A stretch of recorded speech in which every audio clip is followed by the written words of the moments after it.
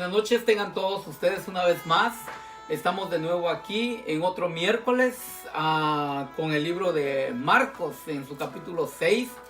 En esta ocasión quiero dirigirme a todos los padres hispanos. Feliz Día de los Padres, les deseo todo lo mejor y es una bendición muy grande el ser padre. Nosotros los latinos, bueno, en Guatemala, no sé, en otros lugares probablemente cambiará el día, pero en su mayoría celebramos el Día del Padre el 17 de junio de cada año. Sé que van a estar viendo este video el 17 de junio, así es de que les deseo a todos los padres un feliz día. En especial quiero saludar a mi papá, a mi padre, que todos los miércoles está pendiente de esta enseñanza y sé que va a estar viendo este video. Así de que le deseo feliz Día de los Padres a don Rodolfo Andrade. Él se llama Héctor Rodolfo Andrade y yo me llamo Hugo Rodolfo Andrade. Llevo su nombre.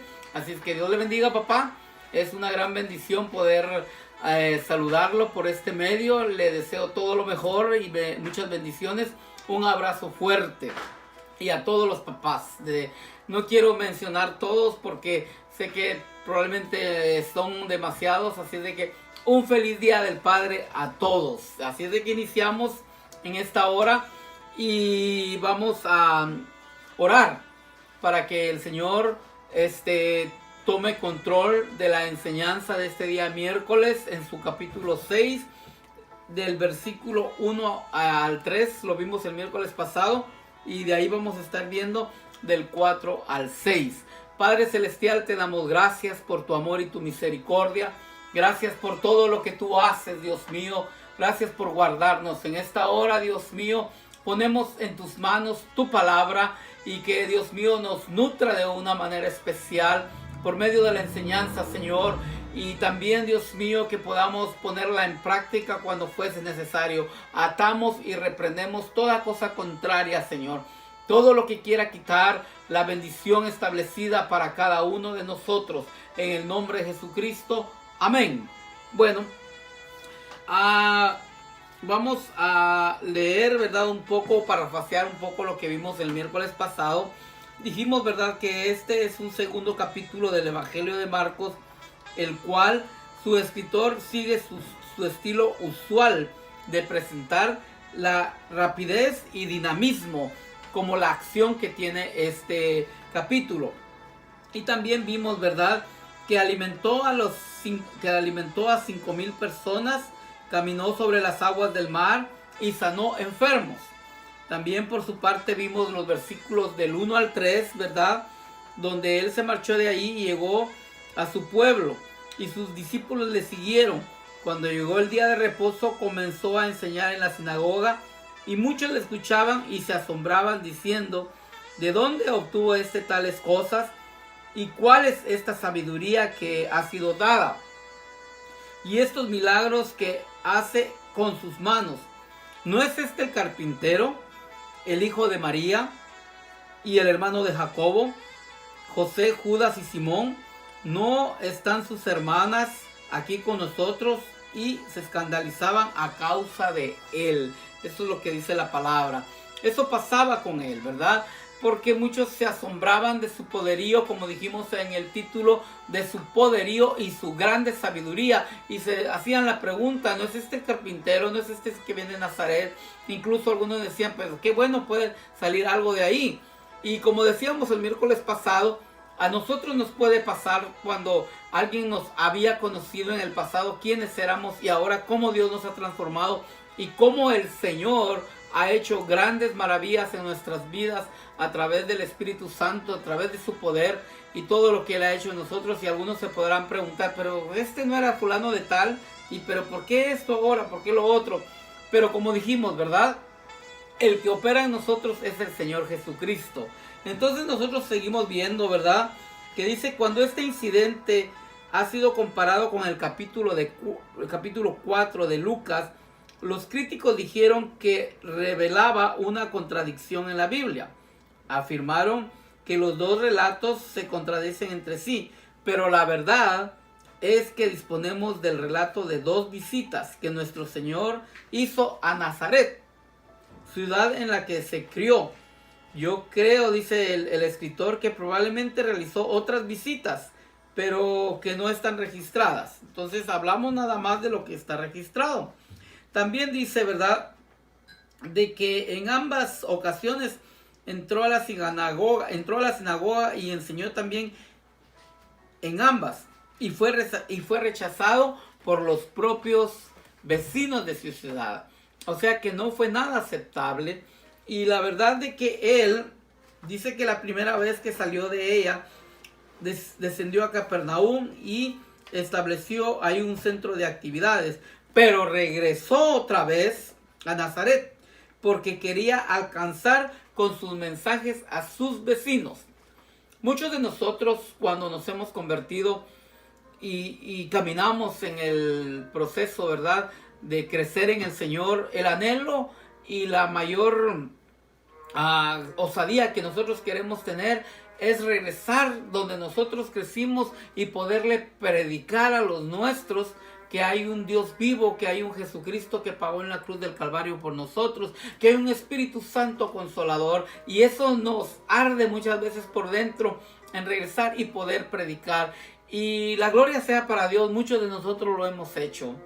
En alguna parte, algunos no creen, ¿verdad? Porque como volvemos a repetir, valga la redundancia, piensan que uno sigue siendo el mismo, pero en realidad ya no, porque el Señor ha hecho un cambio en nosotros y muchos, gracias a Dios, se convierten, porque ellos sí pueden ver el cambio en nosotros. Pero dice acá que también a él le pasó lo mismo, muchos no creían y él insistió a que ellos fueran salvos. Por esa razón él regresó otra vez, una vez más, para llevar el mensaje a sus vecinos. Y esa es la parte de nosotros, seguir predicando el evangelio, crean o no en nosotros, porque lo más importante es que un día puedan creer en el Señor Jesucristo.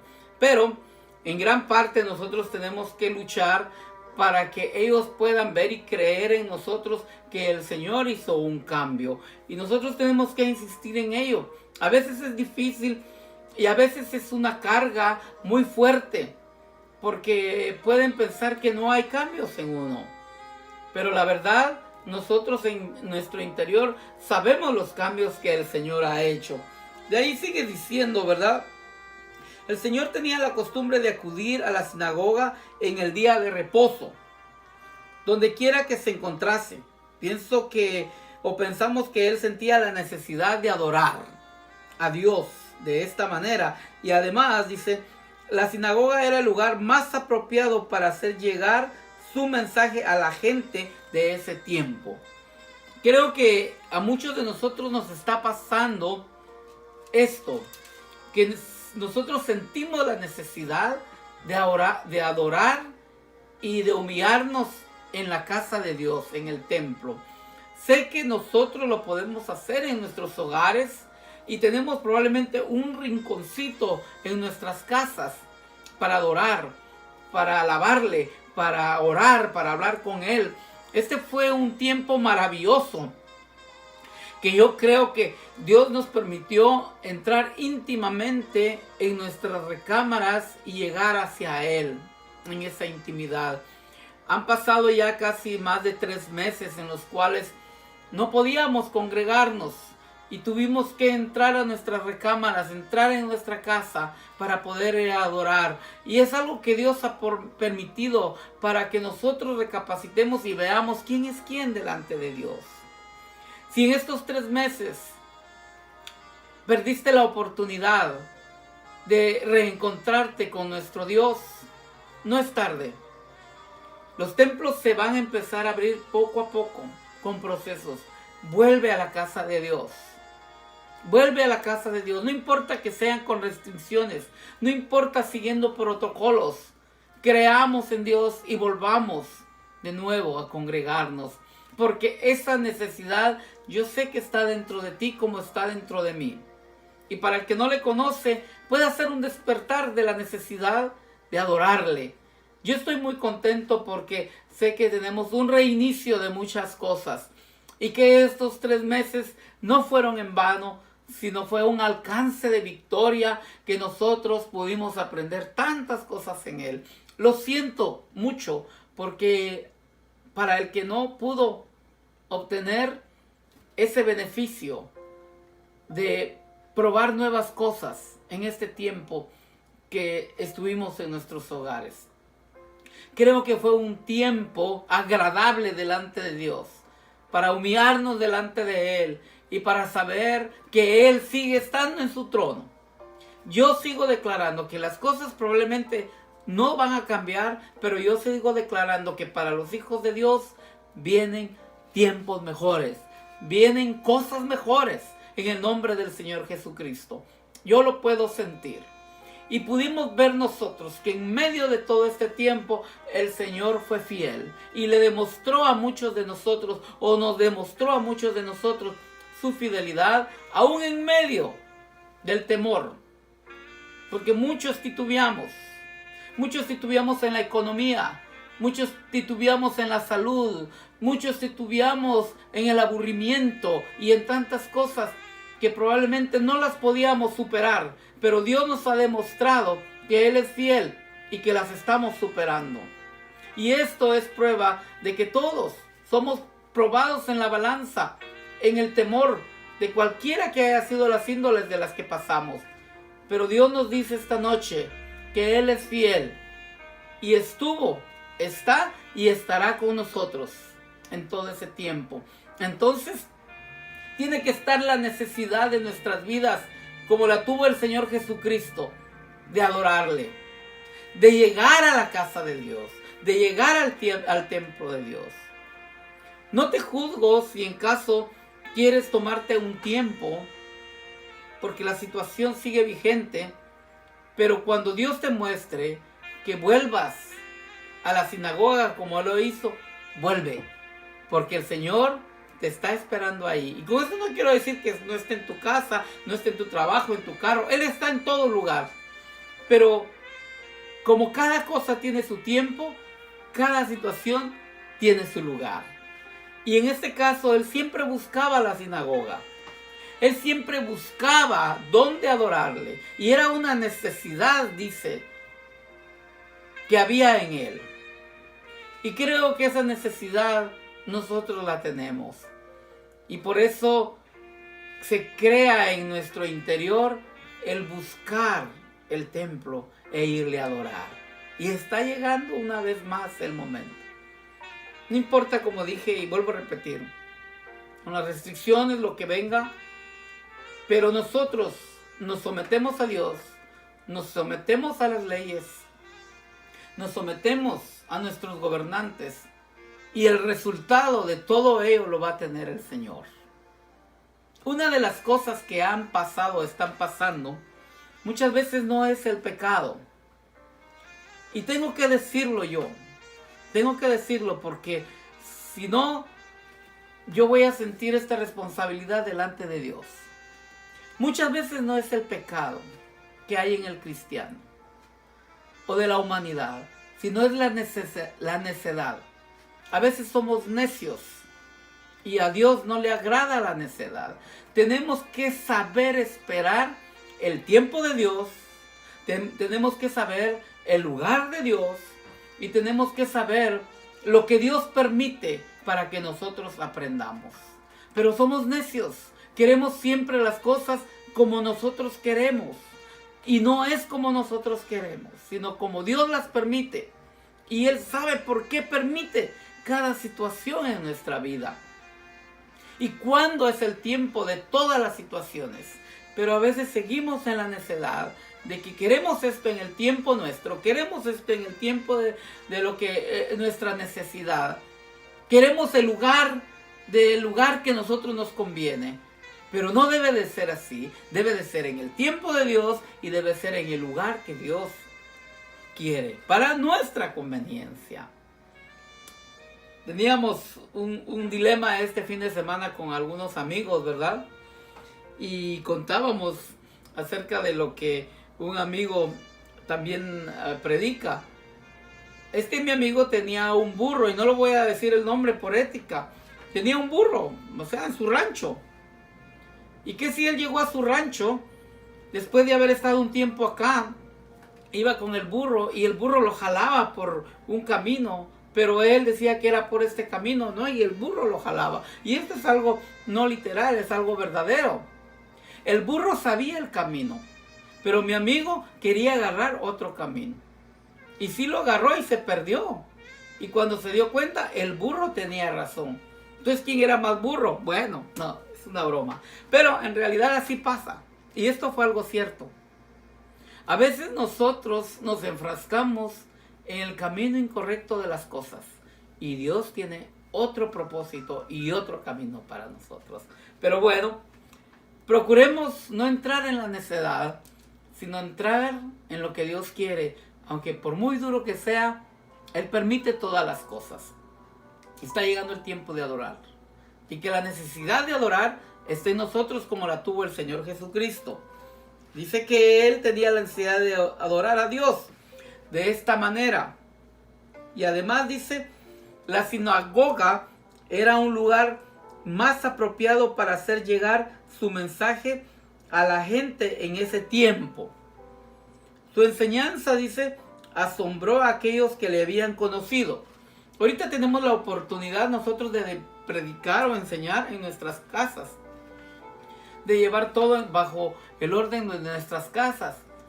Pero lo más apropiado es predicar en el templo, llevar el mensaje en el templo con toda la grey.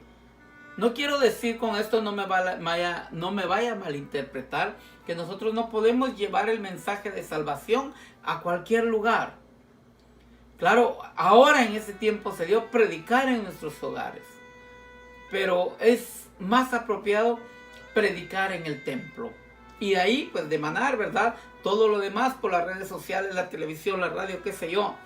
Pero tenemos, gracias a Dios, todos los hijos de Dios tenemos un lugar para predicar y para recibir palabra. Y eso es muy importante, y para él era importante eso. Entonces dice, ¿verdad?, que él enseñaba a esa gente en ese tiempo. Su enseñanza asombró a aquellos que le habían conocido. Sus palabras, sus obras, sus prodigios, milagros, todo ello produjo consternación a sus conciudadanos, los cuales, dice, suscitó con muchas preguntas. Ellos realmente no creyeron que de Nazaret pudiese surgir alguien como Jesús. Pero sí fue fidedigno que alguien como Jesús salió para rescatar al mundo, para dar salvación a cada uno de nosotros. Por supuesto, dice, ellos estaban contemplándose en sí mismos, juzgando a Nazaret desde su propio punto de vista. Pensaban que ese pueblo no había tenido una trayectoria demasiado buena y en consecuencia estimaron que no podía salir de ahí alguien como el Señor. Alguien como el Señor Jesús. No tenían fe en uno de los suyos como Jesús, así como no tenían fe en sí mismos. Dijimos el miércoles pasado que nosotros tenemos que tener fe en Dios totalmente, pero también tenemos que tener fe en nosotros mismos y crecer espiritualmente. Mucha gente está agobiándose, mucha gente está queriendo desertar porque no creen en ellos mismos. Si nosotros no creemos en nosotros, menos podemos creer en Dios. Crea en usted de lo que Dios puede hacer en su vida y verá mejores resultados. Procure buscar desde la mañana hasta el anochecer el camino del Señor, para que usted pueda creer en sí mismo y creer que Dios puede hacer grandes cosas en usted. Crea primero en Dios y crea que el Señor Jesucristo pagó en la cruz del Calvario por sus pecados y por todas las situaciones, y crea en usted que usted ha vencido todo ello por medio de la sangre del Señor Jesucristo, y que poderoso es Dios para hacer grandes cosas en usted. Es muy importante eso. Esta gente no creía ni en ellos mismos. Entonces, ¿cómo iban a creer que algo grande pudo haber hecho Dios en la vida del Señor Jesucristo? Imagínense. Dice acá, el pasaje nos habla de los hermanastros y hermanastras de Jesús. Y dijimos, ¿verdad?, que Judas aquí se menciona como el autor de la epístola de Judas. se escandalizaban por causa de él, pensaban que le conocían y ahora descubrían que no era así. Por consiguiente, consideraban como un estorbo para ellos. Imagínense. Pero así es. Cuando nosotros estamos tratando de estar en el camino de Dios, para muchos podemos ser un estorbo. Y eso era lo que ellos creían, que el Señor Jesucristo era un estorbo. Y más bien, Él era el que venía a dar vida, y vida en abundancia. Y la sigue dando hasta ahora. Porque las cosas de Dios no son un estorbo para el beneficio de lo espiritual. Sí son un estorbo para aquellos que no quieren realmente saber de las grandezas de nuestro Dios. Dice acá, del capítulo 4 al 6, el versículo 4 al 6 del capítulo 6. Y Jesús les dijo: no hay profeta sin honra, sino en su propia tierra y entre sus parientes y en su casa. Y no pudo hacer ahí ningún milagro. Solo sanó a unos pocos enfermos sobre los cuales puso sus manos, y estaba maravillado de la incredulidad de ellos y recorría las aldeas alrededor enseñando. Entonces nosotros vemos que salió de esta zona en esos días. Vemos que no salió de esa zona en esos días, sino quedó en las proximidades. Como ya hemos indicado en su primera visita, había sido prácticamente expulsado de la ciudad y se había dirigido a Capernaum para entrar ahí en sus actividades. Este es un pasaje, dice, bíblico muy notable, pues nos dice que no pudo realizar ahí ningún milagro por causa de la incredulidad que había en ellos. El único límite para la omnipotencia es la incredulidad. Imagínense, el único límite para la omnipotencia es la incredulidad. Usted tiene que creer. Crea en Dios, crea en el Señor Jesucristo, crea en el Espíritu Santo, crea en usted mismo, que muchas cosas nosotros podemos lograr. Sigue diciendo: la fe es el único requisito para poner a acción el poder de Dios en la salvación. Amén. Aquí podemos ver también que en el capítulo 53:1 del libro de Isaías revela elocuentemente la salvación de Dios. El profeta inició con dicho capítulo en las siguientes palabras: ¿quién ha creído a nuestro mensaje? ¿A quién ha revelado el brazo del Señor? Imagínense. La gran pregunta es aquí: ¿quién lo creerá? Porque la incredulidad interrumpe la manifestación de la omnipotencia. La incredulidad aísla y deja a las personas incomunicadas, imagínense, con respecto al poder de Dios. La incredulidad deja a las personas incomunicadas con el poder de Dios. La incredulidad hace que las personas sean negativas. Crea y Dios le va a dar a usted una mente positiva llena del Espíritu Santo para ver muchas cosas que a veces no podemos ver. Y es muy importante que creamos en el poder y la oportunidad de nuestro Dios. Dios es un Dios de oportunidades. Y en la actualidad produce los mismos efectos del tiempo antiguo. Dios es un Dios de oportunidades. Y lo dejo con esto en esta noche. Dios es un Dios de oportunidades, que mandó a su Hijo Jesucristo para salvarnos y pagar por nuestros pecados y derramar de su sangre. Y después Él dejó el Consolador, el Espíritu Santo, para que sigamos adelante. En esta noche quiero invitarle que usted crea en ese Dios de oportunidades y que Él puede hacer grandes maravillas en usted como en mí. Lo dejo con ello. Quiero invitarle en esta hora, a que tome muy en cuenta de que el día 28 de este mes estaremos abriendo nuestra iglesia Emanuel, habrán 2 servicios, en el cual empezaremos primeramente uno a las 11:30 y el segundo a la 1:30. Es muy importante que usted se pueda registrar para que pueda tener un mejor espacio en el sentido de la capacidad que vamos a tener para poder estar en el servicio de adoración. Le voy a dar el teléfono en el cual se puede usted comunicar con nuestra pastora María González. Ella puede hacer un recuento acerca de las personas que usted puede llevar. Y el teléfono es 323-234-0350. Puede llamarnos y así se le puede dar también una información acerca de cómo van a estar nuestros servicios del día domingo 28, 11:30, 1:30. Dios me les bendiga y oramos. Padre Celestial, te damos gracias en esta noche por tu palabra a través de la enseñanza. Somos más que vencedores en ti, somos más que victoriosos en ti, Señor. Y creemos a tus promesas, Dios mío. Grandes cosas tú estás haciendo y harás, Dios mío, en las promesas que tienes para nosotros. Lo creemos en tu nombre, Jehová. Le pedimos de una manera especial que este mensaje haya tocado nuestro corazón y que podamos nosotros llevarlo a aquellos que lo necesiten. Gracias por todo lo que tú estás haciendo en cada uno de nosotros. Tengan una muy buena noche. Hasta la próxima. ¡Feliz Día del Padre para todos los latinos!